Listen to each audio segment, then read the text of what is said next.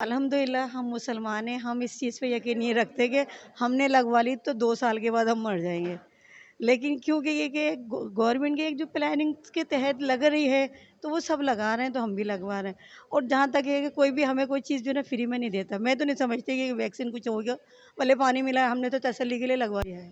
سندھ حکومت کی جانب سے کورونا ویکسین کے لیے حیدرآباد میں 21 سینٹرز قائم کیے گئے ہیں، جہاں عوام کو کورونا سے بچاؤ کی ویکسین لگانے کا عمل جاری ہے۔ حیدرآباد میں بڑھتی ہوئی آبادی کے پیش نظر حکومت نے سرکاری اسپتالوں کے علاوہ پرائیویٹ اسپتال میں بھی کورونا ویکسین سینٹرز بنائے ہیں، جہاں اب تک تقریباً 2 لاکھ شہریوں کو ویکسین لگائی جا چکی ہے۔ ڈسٹرکٹ ہیلتھ آفیسر لالا جعفر خان کا کہنا تھا کہ سوشل میڈیا پر گردش کرتی افواہوں پر کان نہ دھریں، ویکسین سے متعلق افواہوں میں کوئی صداقت نہیں۔ اب تک 2 لاکھ ڈوزز میں ایک تو ریئیکشن نہیں آیا، تو پھر مرنے کیسے لگے؟ اور ویکسینیشن مرنے سے بچانے کے لیے ہوتی ہے، مارنے کے لیے نہیں ہوتی۔ تو میں سمجھتا ہوں وہ لوگ جو ایسی باتیں کرتے ہیں وہ نادان ہیں، اور شاید وہ اپنی قوم اور ملت کے خلاف کام کر رہے ہیں۔ لطیف آباد کے شاہ بٹائی اسپتال میں قائم سینٹرز پر مرد حضرات کے علاوہ خواتین کی بڑی تعداد بھی ویکسین لگوانے پہنچ رہی ہیں، جہاں نادرا سے ویریفیکیشن کے بعد انہیں ویکسین لگانے کا عمل جاری ہے۔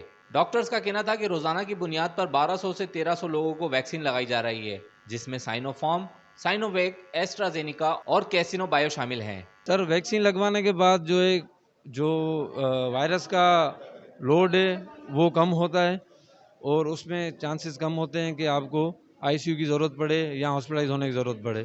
اس کا جو مطلب کہ جو سمٹم ہے وہ ریڈیوس ہو جاتے ہیں، اور اس کی ایفیکیسی تقریباً ہے 65 to 80 ہے سائنو فارم کی۔ تو اسی لیے ہم کہتے ہیں کہ آپ ویکسین کروائیں۔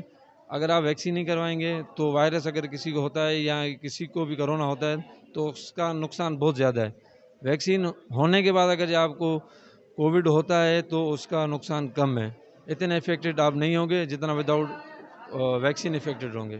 اگر جو سائنو فارم ہے تو 21 ڈیز بعد، اگر یہ سائنو ویک ہے تو 28 ڈیز بعد، اگر یہ ایسٹرازینیکا ہے تو آپ کو آفٹر 3 منتھ سینٹر وزٹ کرنا ہے سیکنڈ ڈوز کے لیے۔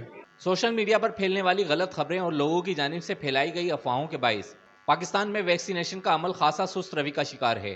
حکومتی اعداد و شمار کے مطابق 22 کروڑ کی آبادی میں سے اب تک تقریباً 3% لوگ ویکسین لگوا چکے ہیں۔